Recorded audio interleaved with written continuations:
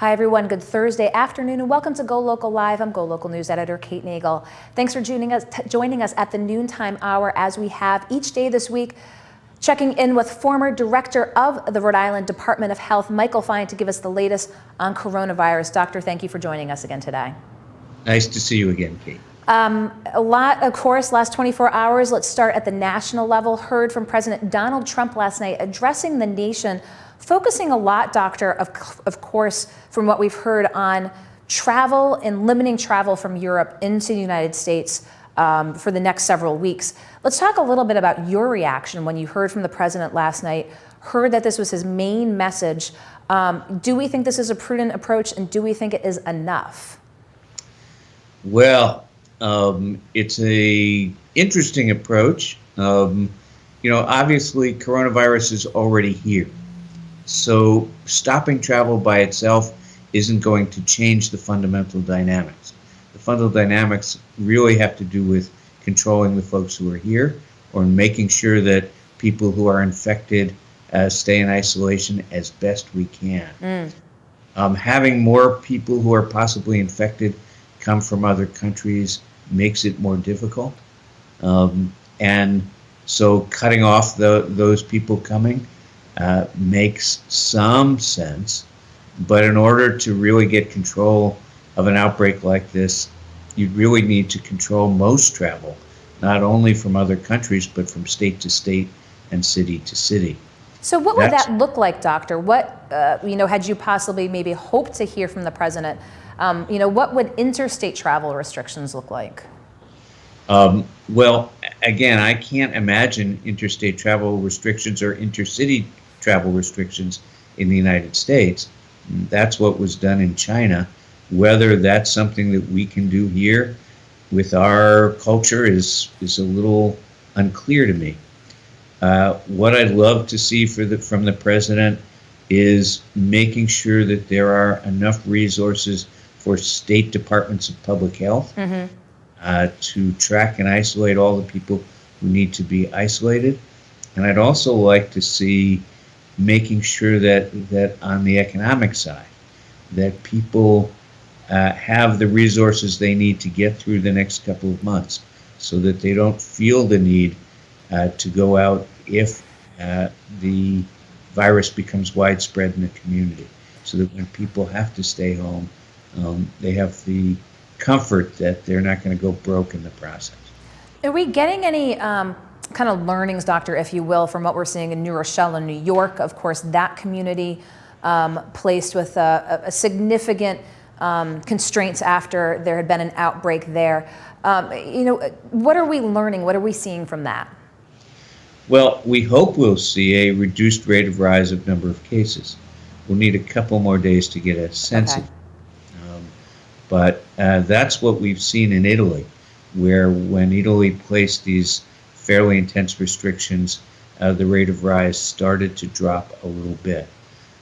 What's really remarkable again is what you see when you look at China, and how in that original city in Wuhan, the number of new cases have dropped to very small numbers, to I think 13 or 14, when you see thousands.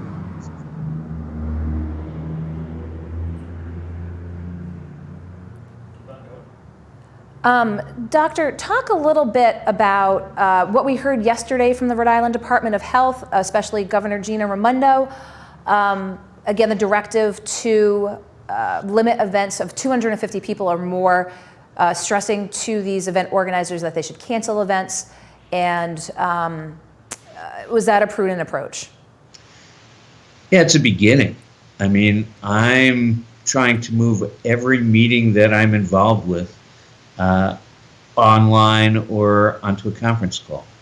I think 250 people or more is an opportunity for great exposure, but there are going to be opportunities for little exposures in every meeting we have. And so the opportunity now is to reduce our contact with each other and try to reduce the opportunities for the spread of this virus. Remember that It's likely many, if not most of us, are going to get this virus. Okay. The objective is not to eliminate spread of the virus, because it's going to happen. I think the objective really is to reduce the rate of rise so that we don't get so many cases at once that we overwhelm the capacity of our hospitals and healthcare workers to take care of people. That most of us getting this virus doesn't seem scary to me. You know, it's part of the natural course of events. It's going to happen.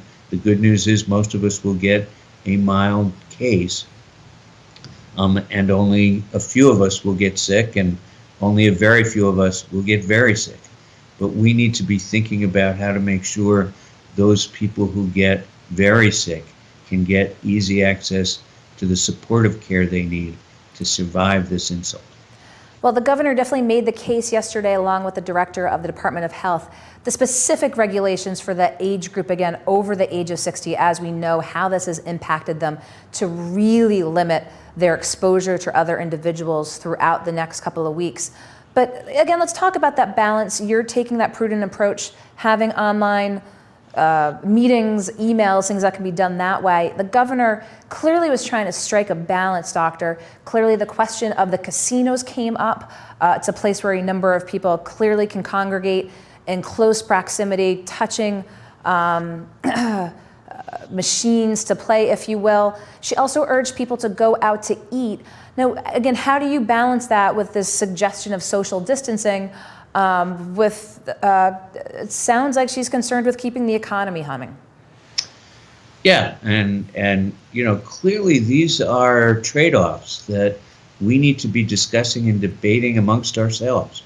You know, we are trying to protect the elder, frail part of the population, the people with chronic disease, and they need protection. But we have the younger part of the population, the kids who are in school and so forth, and the economy that we want to survive as well.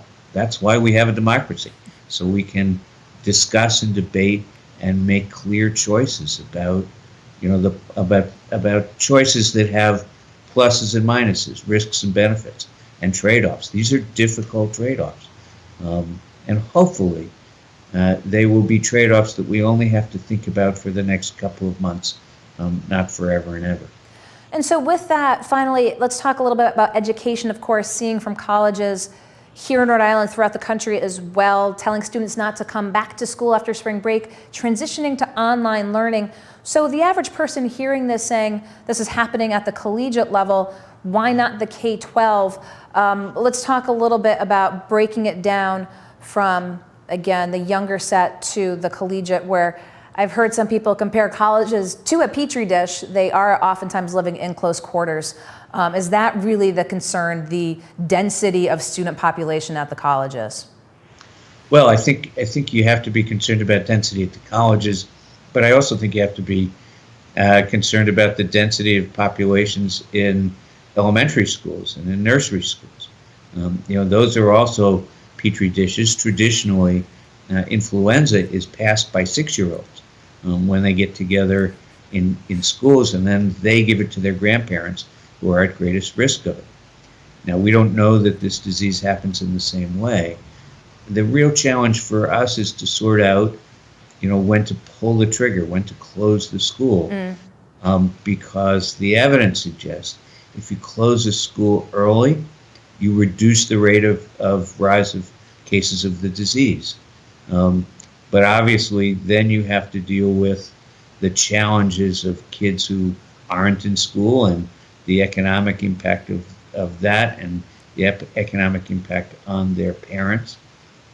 So these are not decisions that, you know, ought to be made easily or blindly, but with a careful consideration of what the risks and benefits really are.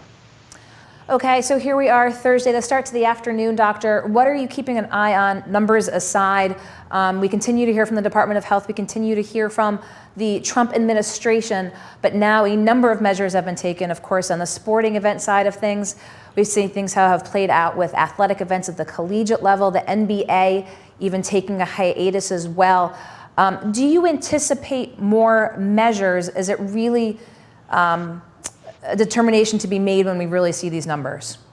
Well, I think it's a titration from numbers. That is to say, we are, and I suspect many people, I certainly am, I'm looking at the numbers carefully from around the world. I'm looking at the numbers carefully from around the nation, and I'm looking at the numbers carefully in Rhode Island. The real challenge, as I look at the numbers in Rhode Island, is that I don't have a way to get a feel for whether there's community transmission or not. Okay. You know, we are still testing a relatively narrow group of people with symptoms. We're not testing people without symptoms. You know, that makes sense in a resource-constrained environment where you don't have access to testing. But until we start testing a large number of people who don't have symptoms but may have been exposed, I don't have a feel for whether there are people who are carrying this disease circulating in the community or not. It's that latter situation that I think is going to happen eventually. And when it happens, the moment it happens, is when we have to, sort of begin to really ramp up our social distancing. We have seen around the country, Doctor, some healthcare systems implementing that drive-by screening, if you will, that we've seen so much of in Europe. And of course, right now they seem like one-offs. Why some places in the country and not others? I don't understand how that works from a policy perspective. I think, there is some autonomy between different, different approaches in different states. And I think it's going to take some time for people to have a more widespread approach. And some of it has to do with making sure there are tests available, with folks now being thoughtful and deliberate in terms of making sure there are an adequate number of tests available to test the people who are at greatest risk. That makes sense. But when testing becomes more widely available, obviously we will have a better sense of how widespread disease is. Well, we'll continue to keep tabs on the numbers here. Of course, the impact here in Rhode Island, and as well as an eye on what we're hearing at the national level. So Dr. Michael Fine, former director of the Department of Health, of course, leader in the healthcare community. Appreciate your taking the time to Skype in with us and give us the latest on coronavirus. Thanks, Kate. Thanks okay. And thank you for watching. We'll provide more updates throughout the day, of course, here on GoLocal Live and on GoLocalProv.com. So be sure to tune back in. I'm GoLocal News Editor Kate Nagel.